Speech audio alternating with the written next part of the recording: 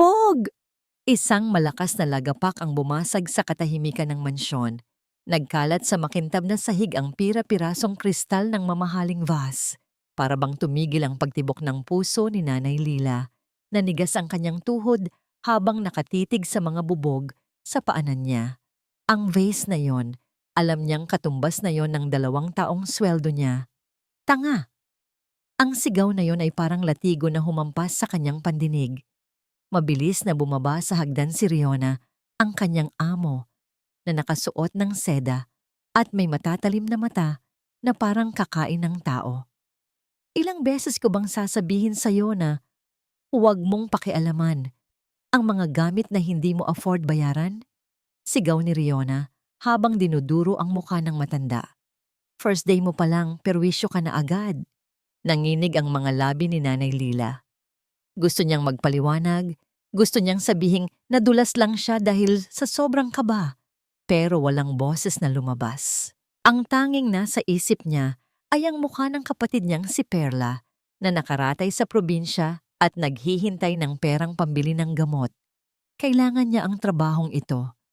Kahit anong mangyari, hindi siya pwedeng mapalayas. Patawad po, Ma'am Riona. Garalgal na sagot ni Nanay Lila habang dahan-dahang lumuluhod. Hindi ko po sinasadya. Lilinisin ko po agad. Talagang lilinisin mo yan, bulyaw ni Riona. Humugot ito ng 1,000 piso sa pitaka at ibinato ang pera sa mukha ni Nanay Lila. Ang papel ay tumama sa pisngi niya bago dahan-dahang bumagsak sa sahig kasama ng kanyang dignidad.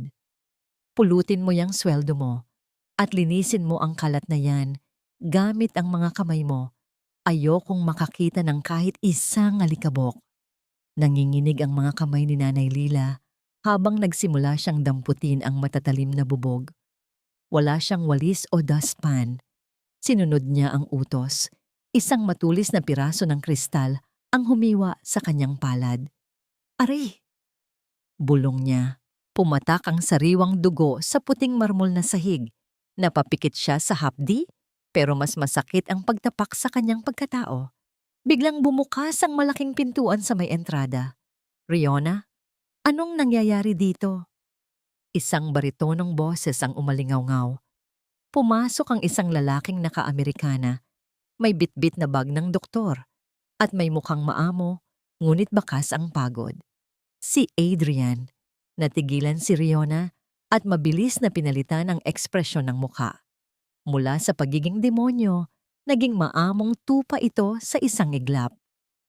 Love, you're home. Malambing na bati ni Riona, sabihin lapit kay Adrian para humalik. Eto kasing bagong katulong, napakatanga.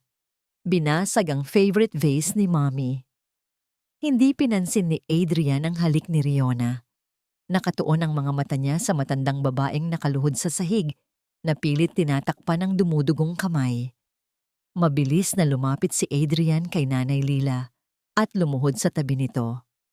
Manang, dumudugo ang kamay niyo, sabi ni Adrian sa boses na puno ng pag-aalala. Akmang hahawakan ni Adrian ang kamay ni Nanay Lila nang biglang napaurong ang matanda. Takot ang rumihistro sa mga mata ni Nanay Lila. Sanay siya na kapag may lumalapit, sasaktan siya. Huwag po, sir. Madudumihan kayo. Nanginginig na tanggi ni Nanay Lila habang yakap ang sarili. Natigilan si Adrian. Nakita niya ang takot sa mga mata ng matanda. Isang takot na hindi dapat nararamdaman ng sino man sa loob ng isang tahanan. Ako na. Mahinahon, pero mariing sabi ni Adrian. Kinuha niya ang panyo mula sa kanyang bulsa at dahan-dahang binalot ang sugat sa palad ni Lila.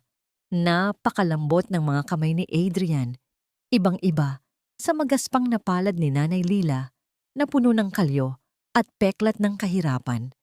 Nang magdikit ang balat nila, may naramdaman si Nanay Lila na kakaibang kuryente, isang pamilyar na init na matagal na niyang hinahanap.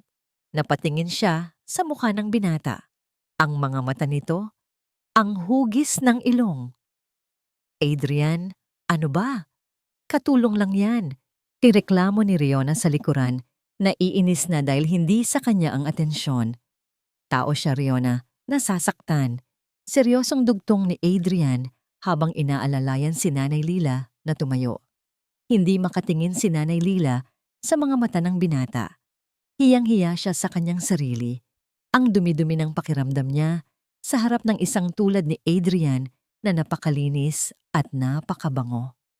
Fine, iritableng sagot ni Riona, sabay talikod at irap.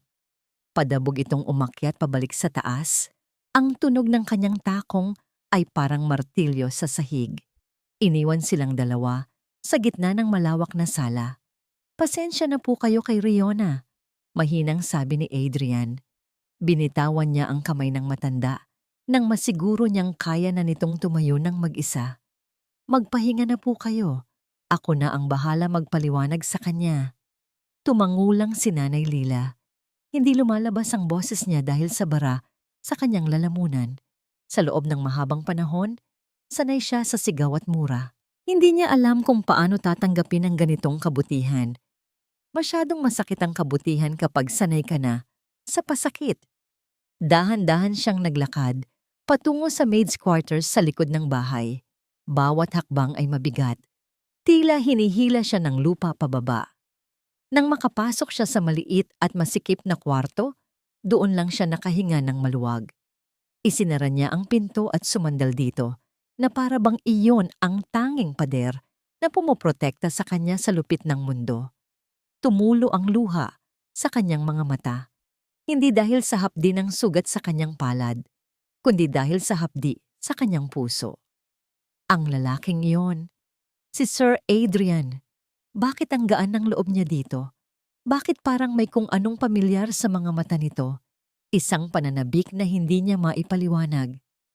Pinahid niya ang kanyang mga luha at umupo sa gilid ng manipis na kutsyon na nagsisilbing kama.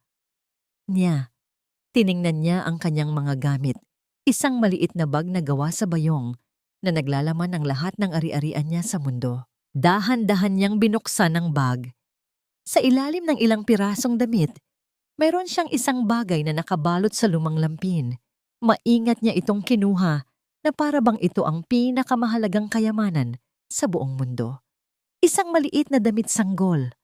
Kupas na ang kulay nito at gasgas na ang tela. Pero para kay Nanay Lila, ito ang buong buhay niya. Dinikit niya ang damit sa kanyang pisngi. Amoy ng nakaraan. Amoy ng isang pangakong napako. Anak. Bulong niya sa hangin, kasabay ng muling pagpatak ng kanyang mga luha. Nasaan ka na kaya? Iniisip mo rin kaya ako?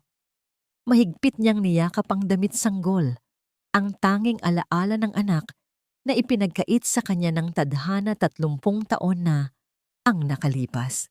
Dito niya hinuhugot ang lakas para tiisin ang lahat ng sakit. Samantala, sa kabilang bahagi ng mansyon, nakatayo si Adrian sa bintana ng kanyang silid.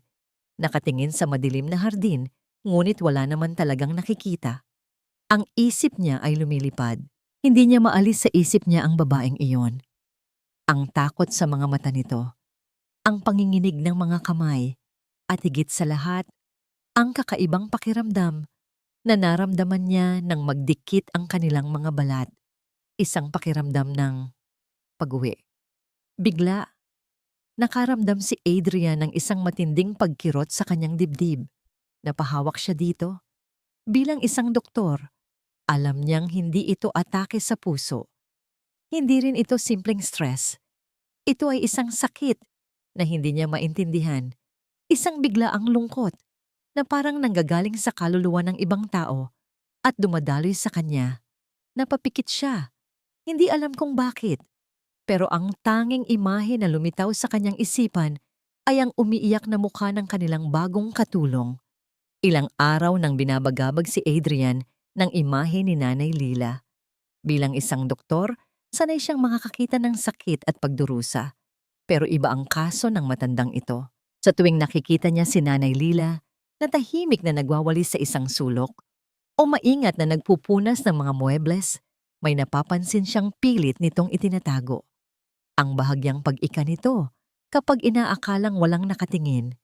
ang mabilis na paghila sa manggas ng damit para takpan ang mga braso, at ang pagkurap ng sakit sa mga mata nito sa tuwing may nabibitawang mabigat. Sinubukan niyang tanungin si Riona tungkol dito, pero ang laging sagot nito ay, "Love, matanda na yan. Natural lang na masasakitin. Huwag mo nang problemahin ang mga katulong." Pero para kay Adrian, hindi yon natural. Isang gabi, habang naghahapunan sila ni Riona sa mahabang lamesa na puno ng pagkain, muling nasaksihan ni Adrian ang kalupitan na pilit niyang iwinawaksi sa isipan. "Lila!" Sigaw ni Riona, kahit na nasa tabi lang niya ang matanda para magsali ng tubig. "Ano ba tong sabaw na to? Ang lamig. Parang galing sa ref. Ayusin mo to." Nanginginig na kinuha ni Nanay Lila ang soup bowl. Pasensya na po, ma'am. Iinitin ko po ulit." "Dapat lang. Dalian mo." Mabilis na tumalima si Nanay Lila. Pagbalik niya, umuusok na ang sabaw sa sobrang init. Maingat niya itong inilapag sa harap ni Riona. "Ayan, ma'am. Mainit na po," sabi niya. Pero imbes na kunin ang kutsara, tiningnan lang ni Riona ang sabaw ng may pagkadiri. "Masyado namang mainit. Gusto mo bang mapaso ang dila ko?" sabi ni Riona. At sa isang kilos na sinadya, ngunit pinalabas na aksidente, iwinasiwas ni Riona ang kanyang kamay at natabig ang mangkok. Ang kumukulong sabaw ay tumapon, diretso sa mga kamay at braso ni Nanay Lila. "Ah!" Isang pigil na sigaw ng sakit ang kumawala sa bibig ng matanda. Napaupo siya sa sahig sa tindi ng hapdi, yakap-yakap ang namumulang braso. "Oh my God! I'm so sorry!" Pekeng sigaw ni Riona na may ngiti sa gilid ng labi na si Adrian lang ang nakakita. "Ang clumsy ko talaga. At ikaw naman, bakit ka ba kasi dyan nakaharang?" Pero hindi na nakinig si Adrian. Sa isang iglap, nawala ang pagiging kalmado niyang doktor. Tumayo siya, ang tunog ng pag-urong ng kanyang silya ay umalingaw-ngaw sa buong silid. "Hindi aksidente yon, Riona. Nakita ko," mariin niyang sabi. Ang bawat salita ay matigas at puno ng galit na matagal nang kinikimkim. Bago pa makasagot si Riona, nilapitan na niya si Nanay Lila. "Manang, tayo na po. Gagamutin natin yan," sabi ni Adrian habang marahang inaalala yan ng matanda. "Sir, wag na po. Kasalanan ko po." Umiiyak na, sabi ni Nanay Lila. Mas takot pa sa gulo kaysa sa paso sa kanyang balat. "Hindi niyo kasalanan," bulong ni Adrian. Dinala niya si Nanay Lila sa kanyang maliit na klinika sa loob ng mansyon. Isang kwartong puno ng mga gamit medikal kung saan siya nag-aaral. Maingat niyang pinaupo ang matanda. Kumuha siya ng first aid kit at nagsimulang linisin ang paso. Habang ginagawa niya iyon, napansin niya ang iba pang mga peklat sa braso ni Nanay Lila. Mga luma. Mga marka ng matagal ng pagtitiis. Napakatahimik sa loob ng klinika. Tanging ang tunog lang ng mga instrumento at ang pigil na paghikbi ni Nanay Lila ang maririnig. Sa ilalim ng maliwanag na ilaw, mas nakita ni Adrian ang lalim ng lungkot sa mga mata nito. "Salamat po, sir." Halos pabulong na, sabi ni Nanay Lila. Nakatingin ito sa paraan ng paggamot ni Adrian, mabilis, sanay, at puno ng pag-iingat. Napangiti si Adrian ng mapait. "Trabaho ko po ito, ang magpagaling ng sakit." Habang marahan niyang nilalagyan ng ointment ang balat ng matanda, napatingin sa kanya si Nanay Lila. Tinitigan nito ang kanyang mukha na para bang may hinahanap. Sa kalagitnaan ng sakit at pagkalito, may salitang lumabas sa bibig nito na hindi niya sinasadya. "Anak." Isang salita lang yon, mahina. Halos hangin lang, pero para kay Adrian, tumagos iyon hanggang sa kaibuturan niya. Agad na napayuko si Nanay Lila, na para bang nagsisisi sa sinabi. "Pasensya na po, sir. Nadala lang po ako." Natigilan si Adrian. Hindi niya alam kung bakit, pero imbes na mainis, isang kakaibang damdamin ang yumakap sa kanya. Isang pananabik. Ipinagpatuloy niya ang paglalagay ng benda. Nang itulak niya pataas ang manggas ng damit ni Nanay Lila para masigurong natatakpan ang lahat ng paso, isang marka sa pulsuhanan nito ang nakakuha ng kanyang atensyon. Isang lumang peklat. Maliit lang ito, hugis gasuklay na buwan. Nanigas ang mga kamay ni Adrian. Ang peklat na yon, kinapa niya ang sarili niyang pulsuhan. Wala siyang peklat doon. Pero pamilyar na pamilyar ang marka. Ito ang peklat na paulit-ulit niyang nakikita. Sa kanyang mga panaginip, simula pa noong bata siya. Isang panaginip tungkol sa isang babaeng hindi niya mamukhaan na may peklat sa pulsuhan na kumakanta ng oyayi. Mula nang makita niya ang peklat sa pulsuhan ni Nanay Lila, hindi na mapakali si Adrian. Ang mga panaginip niya ay naging mas malinaw, mas paulit-ulit. Ang babaeng walang mukha sa kanyang isip ay unti-unting nagkakaroon ng anyo. Ang anyo ng isang matandang babae na may malulungkot na mata. Pinilit niyang iwaksi ito. Nagkataon lang, sabi niya sa sarili, dahil lang sa stress at pagod. Isang gabi, kinailangan niyang mag-duty sa ospital. Hating gabi na siya nakauwi, pagod na pagod ang katawan at isip. Habang naglalakad siya sa pasilyo ng mansyon, inaasahan niyang madilim na at tahimik ang lahat, pero may isang sinag ng ilaw na nanggagaling sa sala. Dahan-dahan siyang sumilip. Sa ilalim ng liwanag ng isang maliit na lamp, nakaupo si Nanay Lila sa sahig. Nakatalikod ito sa kanya. Sa kandungan nito, mayroon itong isang bagay na tinatahi. Isang kumot. Maliit lang ito para sa isang sanggol. Kupas na ang kulay at halatang napakatagal na. Sa gitna nito ay may burda ng isang araw at isang buwan. Tahimik na nanonood si Adrian mula sa dilim. Nakita niya ang bawat tusok ng karayom, ang bawat haplos ng magaspang na kamay sa malambot na tela. Mayroong kakaibang debosyon sa bawat kilos ni Nanay Lila, na para bang ang tinatahi niya ay hindi isang simpleng kumot, kundi isang basag na pangarap. Pagkatapos ng ilang minuto, ibinaba ni Nanay Lila ang kumot at may kinuha mula sa kanyang bulsa. Isang maliit, lukot-lukot na litrato. Tinitigan niya ito ng matagal, at kahit hindi nakikita ni Adrian ang kanyang mukha, alam niyang umiiyak ito dahil sa bahagyang pag-alog ng mga balikat nito. Hindi na nakatiis si Adrian. "Manang Lila," mahina niyang tawag. Nagulat ang matanda. Mabilis nitong itinago ang litrato at akmang itatayo ang kumot, pero huli na ang lahat. "Sir Adrian, gising pa po pala kayo," nanginginig na sabi ni Nanay Lila habang pinupunasan ang kanyang mga mata. "Galing po ako sa ospital," sagot ni Adrian habang dahan-dahang lumalapit. Umupo siya sa isang silya malapit sa matanda, hindi sa sofa, para maging kapantay nito. "Ano po yung tinatahi niyo?" Yumuko si Nanay Lila. Yakap-yakap ang kumot na para bang isang sanggol. Wala po ito, sir. Lumang basahan lang po." Ngumiti si Adrian ng malungkot. "Masyado pong maganda para maging basahan, manang." Isang butil ng luha ang pumatak mula sa mata ni Nanay Lila at tumama sa kumot. Hindi na niya napigilan. Sa anak ko po ito." Basag ang boses na pag-amin niya. "Ako po ang nagburda niyan. Matagal na. Noong ipinagbubuntis ko pa lang siya." Natahimik si Adrian. Hinayaan niya lang magsalita ang matanda. Alam niyang kailangan nitong ilabas ang sakit na matagal nang kinikimkim.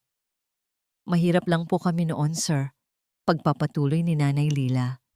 "Wala akong maibigay sa kanya kundi ito."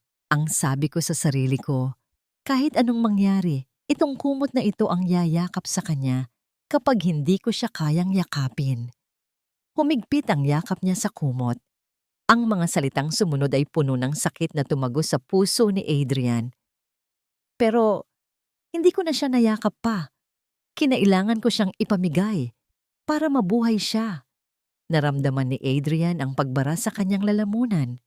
Gusto niyang magsalita, gusto niyang mag-abot ng kahit anong salita ng aliw, pero walang lumalabas. "Anak ko yan." Pero hindi ko na muling nakita, bulong ni Nanay Lila. Ang mga salitang yon ay parang kidlat na tumama kay Adrian. Bigla, naalala niya ang isang bagay na matagal nang nakabaon sa kanyang alaala. Noong bata siya, tinanong niya ang kanyang mga kinagisnang magulang kung saan siya galing. Anak ka namin, sabi ng kanyang ama. Pero bakit po wala akong baby pictures? Tanong niya. Nasunog sa bodega, anak, sabi naman ng kanyang ina. Pero may isang bagay silang ibinigay sa kanya. Isang kahon ng mga gamit na kasama raw niya noong dumating siya sa ampunan. At sa loob ng kahon na yon, may isang lumang kumot. Manang, sabi ni Adrian, nag-uumpisa ng manginig ang sarili niyang boses. Pwede ko po bang makita? Nag-aalangang iniabot ni Nanay Lila ang kumot. Nang mahawakan ito ni Adrian, parang nakuryente siya. Ang tela, ang borda... Pamilyar. Sobrang pamilyar. Salamat po, sabi niya. Tumayo siya at nagsimulang maglakad paakyat sa kanyang kwarto. Pero ang totoo, hindi ang kwarto niya ang pupuntahan niya. Ang bodega, ang lugar kung saan nakatago ang lahat ng lihim ng kanyang pagkatao. Hindi niya alam na habang paakyat siya, may isang anino na nanonood mula sa itaas ng hagdanan. Si Riona. Nakita niya ang lahat. Narinig niya ang lahat. At sa mga mata niya, hindi awa ang nakarehistro, kundi takot.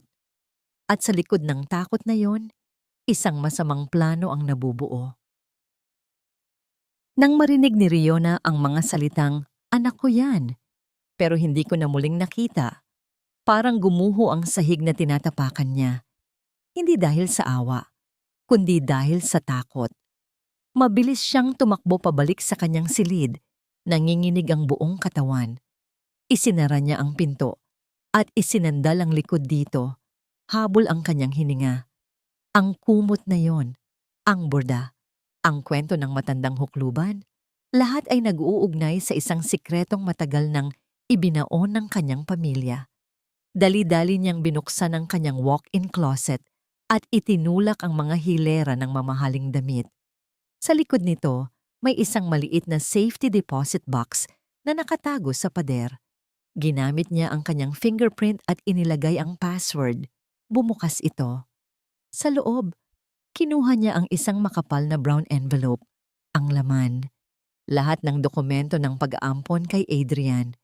Nanginginig ang mga kamay niya habang binubuklat ang mga papel. Naroon ang birth certificate, walang pangalan ng ama, at ang pangalan ng ina ay Lila Bernabe.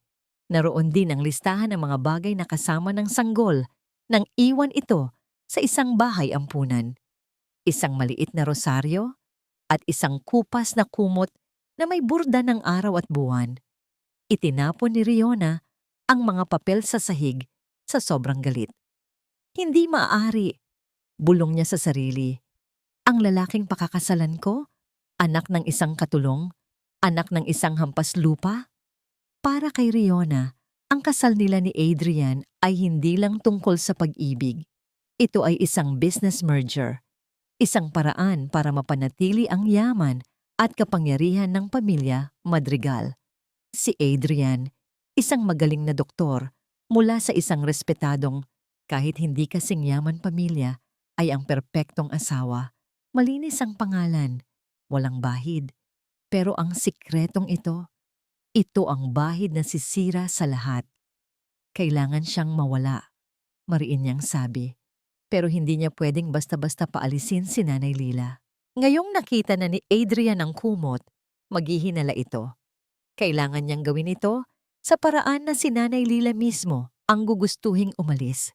O mas mabuti pa, sa paraan na mapipilitan itong umalis.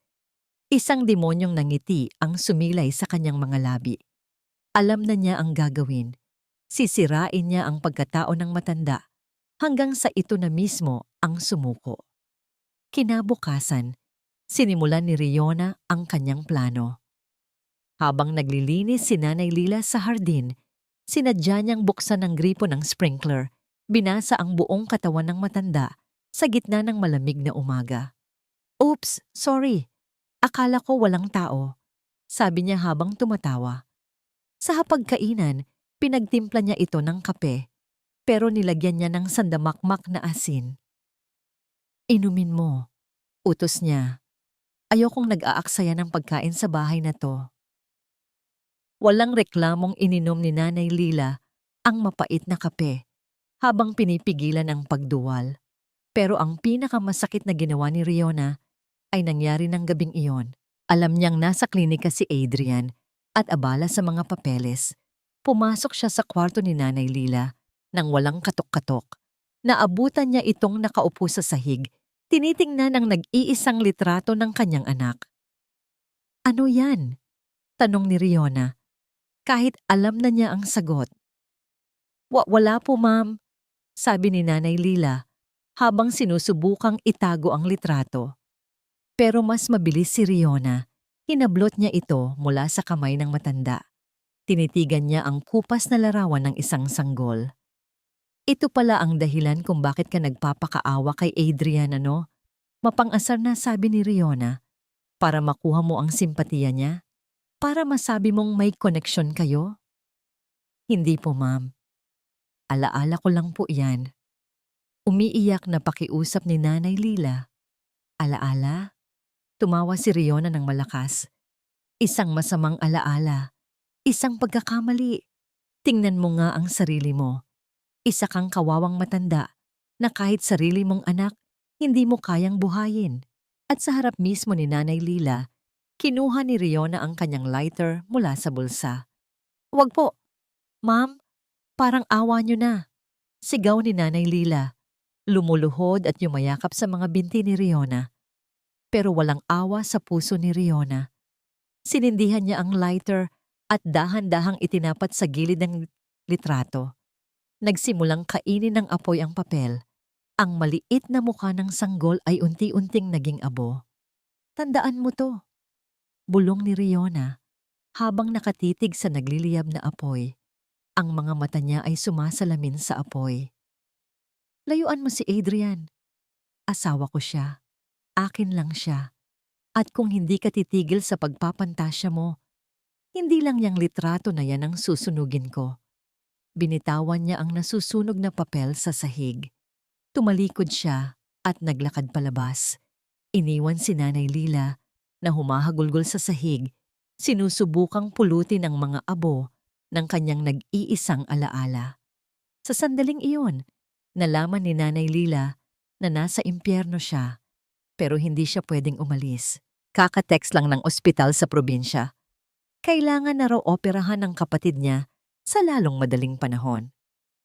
At ang pera? Nasa mga kamay ng demonyong sumunog sa kanyang puso. Para kay Adrian, ang sumunod na linggo ay isang impyerno ng pagkalito. Sa bodega, natagpuan niya ang kahon. At sa loob nito, ang kumot. Nang ilatag niya ito sa tabi ng kumot na tinatahi ni Nanay Lila, halos mapamura siya. Magkapareho sila. Ang sinulid, ang disenyo ng araw at buwan, ang klase ng tela. Iisa lang ang gumawa sa kanila, pero hindi pa rin sapat na ebidensya iyon. Paano kung nagkataon lang? Paano kung pareho lang sila ng binilhan? Ayaw niyang umasa. Ayaw niyang bigyan ng maling pag-asa ang sarili niya. At lalong-lalo na si Nanay Lila. Samantala, napansin niyang lalong naging malupit si Riona sa matanda. At si Nanay Lila naman, lalong naging tahimik at parang anino na lang na gumagalaw sa loob ng mansyon. May mali. Isang malaking kamalian ang nangyayari sa loob ng pamamahay na ito. Upang gumaan daw ang tensyon, nagpasya si Riona na magdaos ng isang maliit na party para sa kanilang mga malalapit na kaibigan. Isang pre-wedding celebration, sabi niya. Para kay Nanay Lila, ang party na yon ay isa pang uri ng parusa. Pinagsuot siya ni Riona ng lumang uniforme na halatang masikip sa kanya. Pinagbuhat siya ng mabibigat na tray ng pagkain at inumin hanggang sa mangawit ang kanyang mga braso. At ang pinakamasakit, ginawa siyang katatawanan sa harap ng mga bisita. Oh, Look at our new maid. Ang sipag. No? Sabi ng isang amiga ni Riona. Pero parang lola ko na. Baka mabali ang buto niyan. Nagtawanan sila. Napayuko na lang si Nanay Lila, pinipigilan ng mga luha habang nagpapatuloy sa pagsisilbi. Si Adrian, na kanina pa naiinis sa mga nangyayari, ay hindi na nakatiis. That's enough, sabi niya sa mga kaibigan ni Riona. Ang boses ay malamig at seryoso. She's doing her job. Show some respect. Natahimik ang lahat. Si Riona naman, namula ang muka sa galit at hiya. Paanong nagawa siyang ipahiya ni Adrian sa harap ng mga kaibigan niya para lang sa isang katulong? Love, what's your problem? Inis na bulong ni Riona kay Adrian. You're embarrassing me. Ikaw ang nakakahiya, Riona. Sagot ni Adrian. Ta sobrang galit, hindi na nakapag-isip si Riona. Kailangan niyang maibalik ang atensyon sa iba. Kailangan niyang maipahiya ang matandang dahilan ng lahat ng ito. Nang dumaan si Nanay Lila sa harap niya, may dalang tray ng baso. Sinadya ni Riona na iharang ang kanyang paa. Natapilok si Nanay Lila, nawalan siya ng balanse. Ang tray ay lumipad sa ere. Ang mga baso ay nagbagsakan at nabasag. At si Nanay Lila, sa pag-iwas na matamaan ng mga bubog, ay sumubsob pa sulong. Ang kanyang ulo ay tumama nang malakas sa matulis na kanto ng isang mesang gawa sa salamin. Blag! Isang nakakabinging tunog ang narinig. Sinundan ito ng nakakabinging katahimikan at pagkatapos isang sigaw. Lila! Sigaw yon ni Adrian. Parang isang bala, tumakbo si Adrian palapit sa matandang nakahandusay sa sahig. May umaagos na dugo mula sa gilid ng ulo nito. Ang kanyang bandana, na laging nakatali sa ulo, ay nahulog dahil sa impact. Manang, gumising po kayo, sabi ni Adrian habang marahang itinatagilid ang ulo ng matanda para tingnan ang sugat.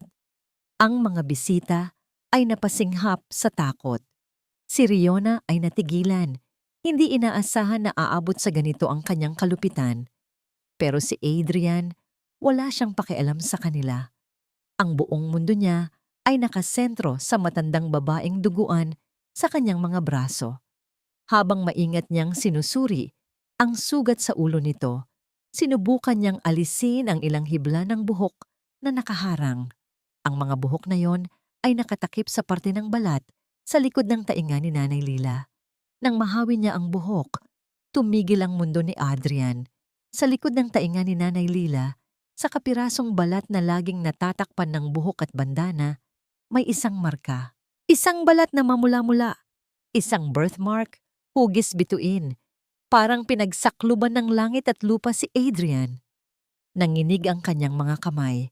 Dahan-dahan na para bang kumikilos sa ilalim ng tubig, itinaas niya ang kanyang kanang kamay at kinapa ang parehong parte sa likod ng sarili niyang tainga.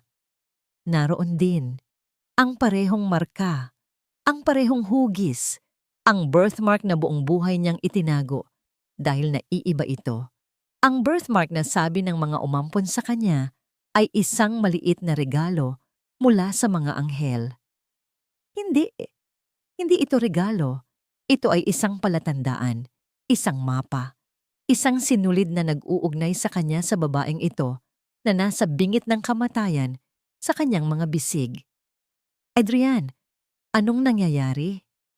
Tanong ng isa sa mga bisita. Binabasag ang katahimikan, pero hindi sila narinig ni Adrian. Ang tanging naririnig niya ay ang malakas na kabog ng sarili niyang dibdib. Isang kabog na parang gustong kumawala at sumanib sa humihinang tibok ng puso ni Nanay Lila. Lukso ng dugo. Iyon ang tawag dito ng matatanda. Ang hindi maipaliwanag na koneksyon sa pagitan ng magkadugo. Tumawag kayo ng ambulansya. Ngayon din! Sigaw ni Adrian, ang kanyang boses ay basag at puno ng pagkaalarma na hindi pa naririnig ng sino man mula sa kanya. Binuhat niya si Nanay Lila. Magaan lang ito, na parang isang kumpol ng tuyong dahon. Habang naglalakad siya palabas ng mansyon, bit-bit ang babaeng posibleng kanyang ina, napadaan siya kay Riona. Tiningnan niya ang kanyang fiancé, ngunit ang tingin niya ay hindi na tingin ng pagmamahal o pagkalinga. Ito ay tingin ng isang taong nakakita ng isang halimaw. At sa mga mata ni Riona, nakita ni Adrian ang sagot. Hindi gulat, hindi pagsisisi kundi takot. Takot dahil alam ni Riona. Matagal na niyang alam. Nasa ospital si Adrian, nakaupo sa labas ng emergency room, pero ang isip niya ay nasa mansyon. Stable na ang kondisyon ni Nanay Lila. Isang malalim na hiwalang ang natamo nito, pero kinailangan ng ilang tahi. Ang mas inaalala ng mga doktor ay ang posibleng internal bleeding dahil sa lakas ng impact. Kailangan itong manatili sa ospital para sa obserbasyon. Habang naghihintay, hindi maalis sa isip ni Adrian ang birthmark, ang kumot, ang peklat, ang mga panaginip. Lahat ay parang mga piraso ng isang puzzle na ngayon ay nagsisimula ng mabuo sa kanyang isipan. At sa gitna ng puzzle na yon, naroon ang mukha ni Riona, ang mukha ng takot. Alam niya, may alam si Riona na hindi nito sinasabi sa kanya. Tumayo si Adrian, hindi na siya makapaghintay. Kailangan niyang malaman ang katotohanan. Ngayon din, mabilis siyang nag-drive pabalik sa mansyon. Naabutan niyang tapos na ang party. Ang mga katulong ay nagliligpit ng kalat at si Riona ay nag-iisa sa sala, umiinom ng alak. Saan ka galing? Bakit mo ako iniwan? Bungad ni Riona, halatang lasing na. Hindi sumagot si Adrian. Tinitigan niya lang ito ng malamig. Adrian, I'm talking to you? Pinahiya mo ako sa mga kaibigan ko. At para kanino? Para sa isang walang kwentang matanda. Huwag na huwag mo siyang tatawaging walang kwenta. Mariin na sabi ni Adrian, ang bawat salita ay may bigat. At bakit? Sino ba siya sa'yo? Ina mo ba siya? Mapanghamon na tanong ni Riona. Natigilan si Adrian. Ang tanong na yon, na sinabi bilang isang insulto, ay tumama sa kanya na parang sampal. Hindi siya sumagot. Sa halip, lumakad siya patungo sa library ng bahay, ang opisina ng yumaong ama ni Riona. Alam niyang doon nakatago ang lahat ng mahahalagang dokumento ng pamilya Madrigal. Adrian, saan ka pupunta? Bumalik ka dito? Sigaw ni Riona. Sumusunod sa kanya. Isinara ni Adrian ang pinto ng library at nilock ito. Alam niya ang password ng malaking safety deposit box na nakatago sa likod ng isang painting. Minsan niya itong nakita nang buksan ng ama ni Riona. Adrian, buksan mo to. Don't you dare touch my father's things. Sigaw ni Riona mula sa labas, kinakalampag ang pinto. Hindi niya pinansin, binuksan niya ang safe. Sa loob, nakasalansan ang mga land titles, stock certificates, at mga alahas. Pero hindi yon ang hinahanap niya. Sa ilalim ng lahat ng yon, may isang brown envelope na may markang confidential. Kinuha niya ito. Nang buksan niya, halos malaglag ang kanyang panga. Lahat ng papeles ng kanyang pagkatao ay naroon. Ang kanyang pekeng birth certificate. At ang orihinal, name Adrian Rodriguez Bernabe. Mother, Leila Bernabe. Father, unknown. Naroon din ang mga papeles mula sa ampunan at ang sworn statement ng kanyang mga adoptive parents na nangangakong hindi kailanman hahanapin ang tunay na ina ng bata, kapalit ng malaking halaga ng pera. Binili siya. Binili ng mga Madrigal ang kanyang buhay. Napaupo si Adrian sa sahig. Ang bigat ng katotohanan ay parang isang toneladang bakal na dumagan sa kanyang dibdib. Ang buong buhay niya, isang kasinungalingan. At ang babaeng araw-araw na tinatrato ni Riona na parang hayop. Ang babaeng pinabayaan niyang masaktan. Ang nanay niya. Isang matinding galit ang pumalit sa kanyang pagkabigla. Galit hindi lang para kay Riona, kundi para sa sarili niya. Bakit hindi niya nakita? Bakit hindi niya naramdaman? Bakit hinayaan niyang mangyari ang lahat ng ito? Tumayo siya, dala-dala ang mga papeles, binuksan niya ang pinto. Nakatayo doon si Riona, namumutla at nanginginig. Alam na niya, Bakit, Riona? Tanong ni Adrian. Ang boses niya ay kalmado, ngunit nakakatakot. Bakit hindi mo sinabi sa akin? Adrian, I I was going to tell you. Nauutal na sagot ni Riona. When? Pagkatapos ng kasal? Kapag sigurado ka nang nakatali na ako sa'yo at hindi na makakawala? Para ano? Para hindi madungisan ang pangalan ng pamilya niyo dahil ang mapapangasawa mo, anak ng katulong? Hindi. Mahal kita, Adrian. Ginawa ko to para protektahan ka. Protektahan ako? Tumawa si Adrian ng mapait. Sinaktan mo siya. Araw-araw mo siyang sinasaktan sa harap ko. Anong klase ng proteksyon yon? Wala nang masabi si Riona. Tinalikuran siya ni Adrian at naglakad patungo sa pinto. Pero bago siya umalis, lumingon siya. Bukas na bukas din, kukunin ko ang lahat ng gamit ko dito. Sabi niya. At ang kasal?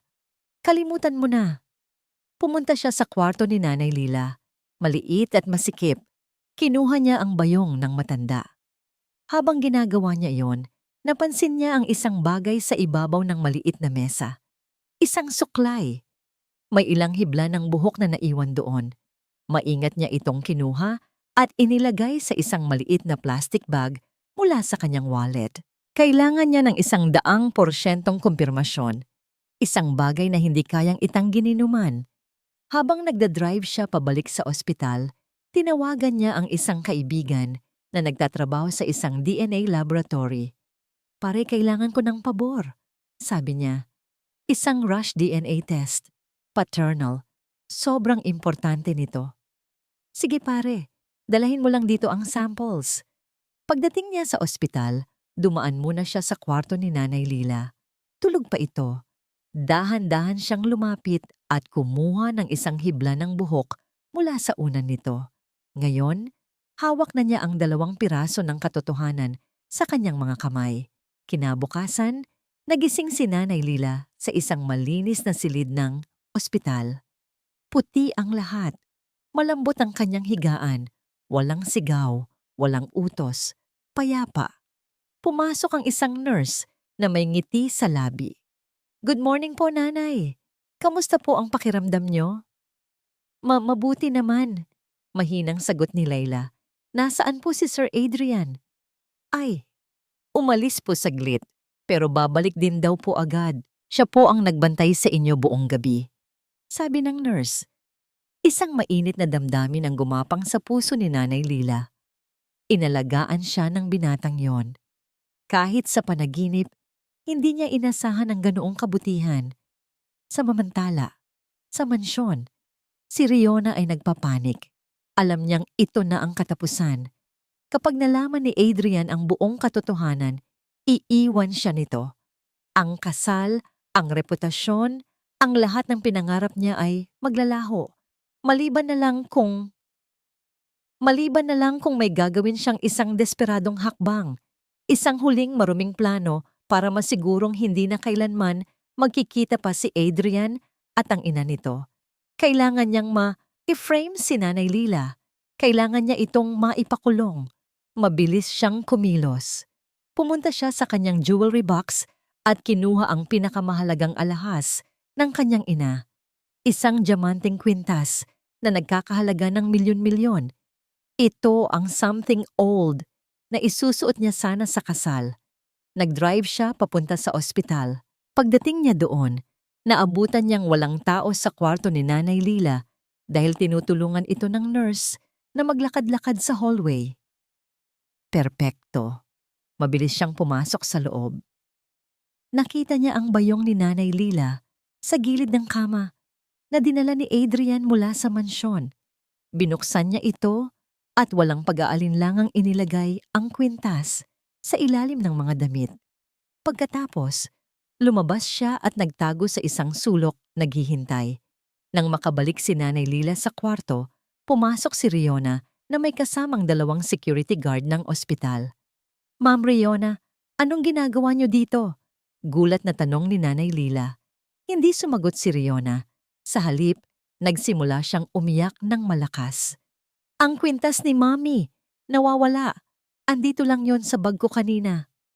Ano pong kwintas? Naguguluhang tanong ni Nanay Lila. Huwag ka nang magmaang-maangan. Sigaw ni Riona. Sabay turo kay Nanay Lila. Ikaw ang kumuha. Alam kong galit ka sa akin. Ito ang paraan mo para makaganti. Hindi po totoo yan. Wala po akong kinukuha.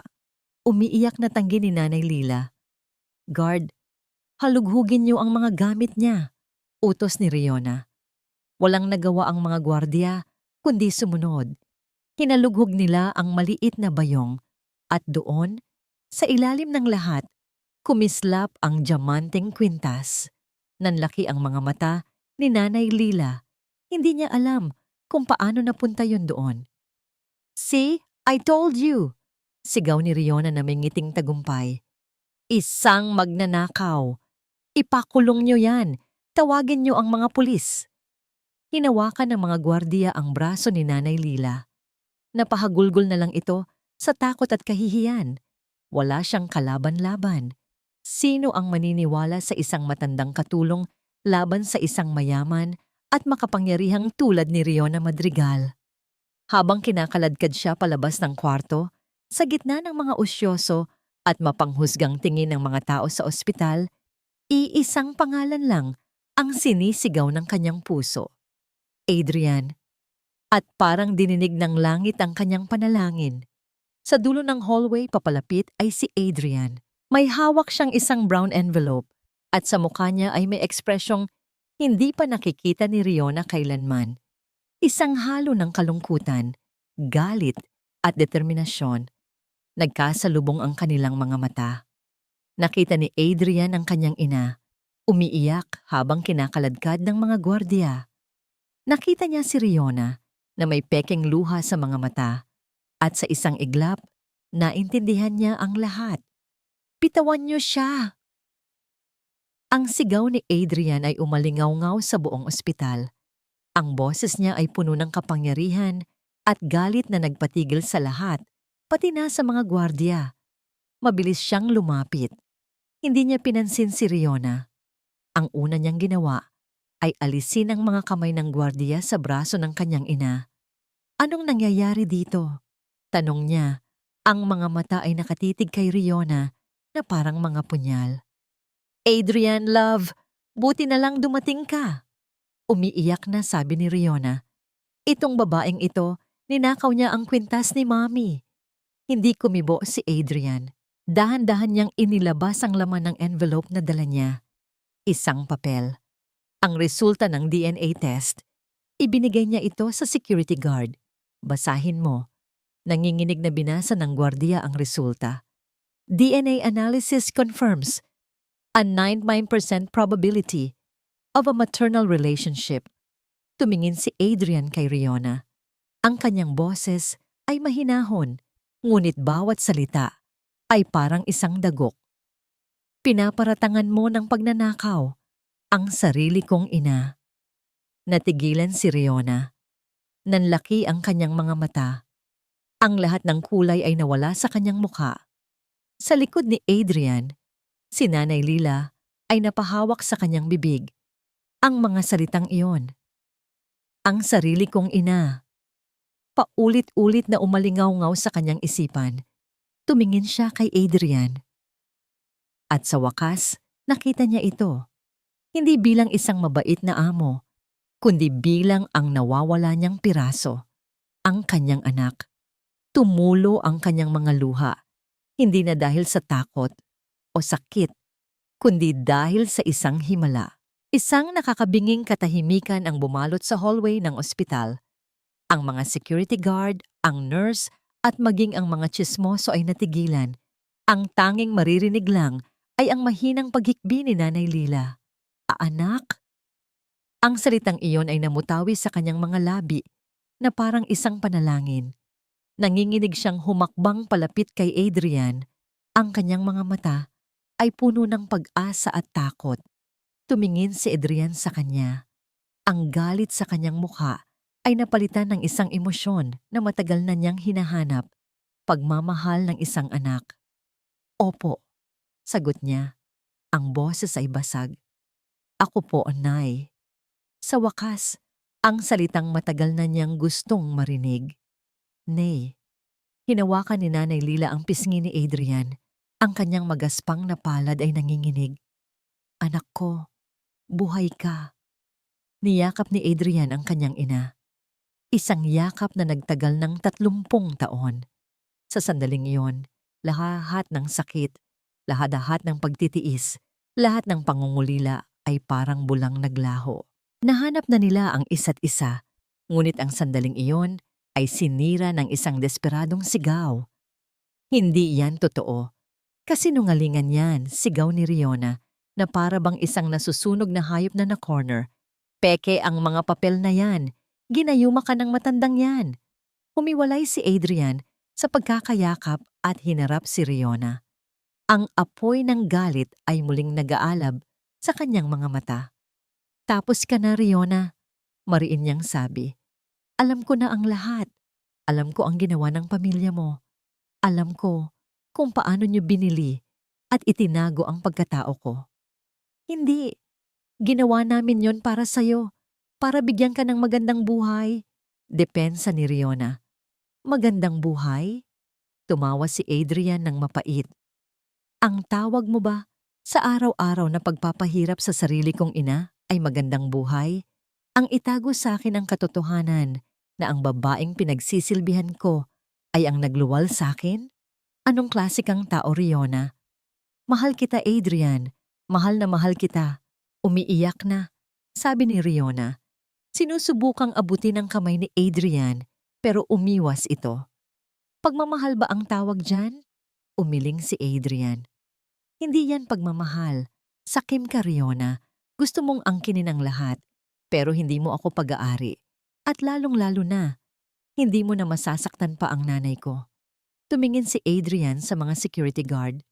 Ang babaeng ito, sabi niya, sabay turo kay Riona, ay nagtanim ng ebidensya para maipakulong ang sarili kong ina. Ito ay isang krimen. Namutla si Riona.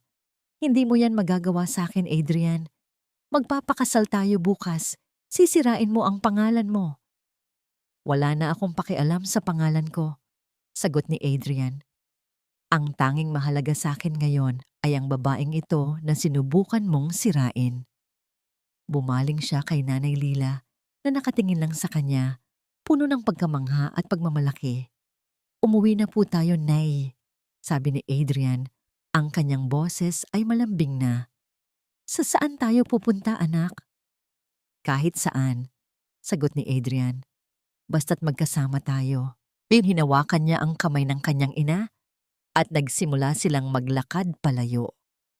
Iniwan nila si Riona na nakaluhod sa sahig, humahagulgol, napapaligiran ng mga matang mapanghusga. Habang naglalakad sila, lumingon si Nanay Lila kay Adrian. Ang kanyang mukha ay basang-basa ng luha, pero sa kauna-unahang pagkakataon, sa loob ng 30 taon, ang mga luha na yon ay hindi dahil sa sakit. Ito ay luha ng kaligayahan. Ngunit bago sila tuluyang makalabas ng ospital, may isang huling bagay na bumabagabag kay Riona. Sa gitna ng kanyang pag-iyak, tumayo siya at sumigaw. Ang kasal, Adrian! Bukas na ang kasal. Nandoon ang lahat ng tao. Ang buong media. Kapag hindi ka sumipot, mapapahiya tayong lahat. Huminto si Adrian sa paglalakad, pero hindi siya lumingon. Pupunta ako, sabi niya. Ang kanyang boses ay malamig na parang yelo. Nabuhayan ng pag-asa si Riona. Pero hindi para magpakasal sa'yo, dugtong ni Adrian, at nagpatuloy sila sa paglakad. Iniwan si Riona na litong-lito at puno ng masamang pangitain kung ano ang mangyayari kinabukasan. Ang araw ng kasal. Ang simbahan ay napupuno ng mga pinakamayayaman at pinakamaimpluwensyang tao sa bansa. Ang mga kamera ng media ay nakatutok sa malaking pinto, nag-aabang sa pagdating ng bride. Ang bawat sulok ay napapalibutan ng puting bulaklak at gintong dekorasyon. Lahat ay perpekto, lahat ay nakangiti. Sa loob, sa may altar nakakatayo si Adrian, ngunit hindi siya nakasuot ng puting taksido. Nakasuot siya ng isang simpleng itim na suit. Walang bulaklak sa kanyang dibdib. At ang ekspresyon sa kanyang muka ay hindi ekspresyon ng isang masayang groom, kundi ng isang sundalong handa para sa isang laban. Nagsimulang magbulungan ang mga tao. Nasaan ang bride? Bakit ganyan ang suot ni Dr. Rodriguez? May problema ba? Si Riona na nasa bridal car sa labas ng simbahan ay nanginginig. Pinilit siya ng kanyang mga tita na magpatuloy. Huwag kang mag-alala, Riona. Baka apektado lang siya. Mahal ka niyan. Hindi ka niya matitiis, sabi nila. Nag-umpisa ng tumugtog ang organ. Hudyat na para maglakad ang bride. Dahan-dahang bumukas ang malaking pinto ng simbahan. Ngunit hindi si Riona ang pumasok. Ang pumasok ay si Adrian. Naglalakad mula sa altar patungo sa pinto. Natigilan ang lahat. Anong ginagawa niya? Huminto si Adrian sa gitna ng aisle. Hinarap niya ang lahat ng bisita, ang lahat ng kamera. Kinuha niya ang mikropono mula sa wedding singer. Magandang umaga sa inyong lahat. Simula niya ang kanyang boses ay kalmado ngunit malakas at umalingaw-ngaw sa buong simbahan. Salamat sa inyong pagdalo. Marahil ay nagtataka kayo kung bakit ako ang nandito sa gitna at kung nasaan ang aking bride-to-be. Huminga siya ng malalim. Hindi po matutuloy ang kasal. Isang kolektibong gasp ang narinig mula sa mga bisita. Nagsimulang mag-flash ang mga kamera. Sa araw na ito, nais kong ipakilala sa inyo ang pinakamahalagang babae sa buhay ko. Pagpapatuloy ni Adrian. Ang babaeng nagbigay sa akin ng buhay. Ang babaeng tiniis ang lahat ng sakit at hirap para lang sa akin. At ang babaeng matagal kong hinanap. Nagbigay siya ng senya sa may pinto. Dahan-dahang pumasok si Nanay Lila. Hindi na siya nakasuot ng uniforme. Nakasuot siya ng isang simpleng ngunit marangal na bestida na binili ni Adrian para sa kanya kaninang umaga. Ang kanyang buhok ay maayos na nakapusod.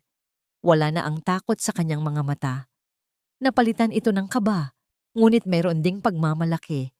Inabot ni Adrian ang kamay ng kanyang ina at inalalayan itong maglakad papunta sa gitna, sa tabi niya, sa harap ng lahat.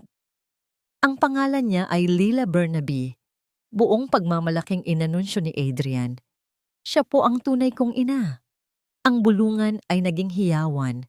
Ang mga kamera ay parang mga machine gun na sunod-sunod ang flash. Sa labas, sa loob ng kotse, nanonood si Riona sa isang maliit na screen. Ang kanyang mundo ay gumuho.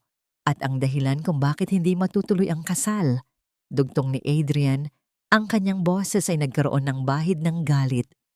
Ay dahil ang babaeng pakakasalan ko sana ay ang parehong babae na sa loob ng maraming buwan ay inalipusta, sinaktan at tinrato na parang hayop ang sarili kong ina. Bumaling si Adrian sa pinto ng simbahan na para bang alam niyang nakikinig si Riona. Riona, maaari mong bilhin ang lahat ng bulaklak sa mundo. Maaari mong ipatahi ang pinakamahal na wedding gown. Pero hindi mo mabibili ang dignidad at pagkatao. At hinding-hindi mo kayang bilhin ang pagmamahal ng isang anak para sa kanyang ina. Binitiwan niya ang mikropono. Humarap siya sa kanyang ina, na tahimik na lumuluha. Hinawakan niya ang dalawang kamay nito. Pasensya na po, Nay. Kung ngayon lang, sabi niya. Pasensya na po kung hinayaan kong masaktan kayo. Umiling si Nanay Lila. Wala kang kasalanan, anak ko. Tapos na po ang paghihirap niyo, sabi ni Adrian.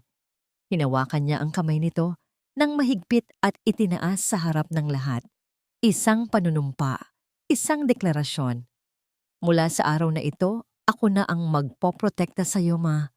Naglakad sila, palabas ng simbahan, palayo sa mga kasinungalingan, palayo sa karangyaan na puno ng kadiliman. Dinaanan nila ang bridal car kung saan naroon si Riona. Nagkatitigan sila sa huling pagkakataon sa pamamagitan ng salamin ng bintana. Sa mga mata ni Adrian, wala nang galit. Awa na lang. At sa mga mata ni Riona, wala nang yabang, pagsisisi at pagkawasak na lang. Nagpatuloy sa paglakad si Adrian at Nanay Lila, papalayo sa simbahan habang ang araw ay sumisikat sa kanilang likuran, hudyat ng isang bagong simula. Ang bagong buhay ni Nanay Lila ay nagsimula sa isang maliit, ngunit maaliwalas na bahay na may hardin. Bahay iyon ni Adrian. Hindi ito kasing laki ng mansyon, pero para kay Nanay Lila, ito ang pinakamagandang palasyo sa buong mundo. Dahil dito, hindi siya katulong. Dito, siya ay isang ina. Ang unang ginawa ni Adrian ay sunduin ang kapatid ni Lila sa probinsya at ipasok sa pinakamagaling na ospital sa Maynila. Lahat ng gastos ay sagot niya. Sa unang pagkakataon, nakita ni Lila si Perla nang ngumiti ng walang inaalalang bayarin.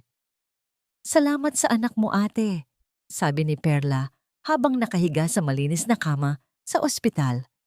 "Isa siyang anghel." "Oo," sagot ni Lila habang hinahaplos ang buhok ng kapatid. "Anghel ko siya."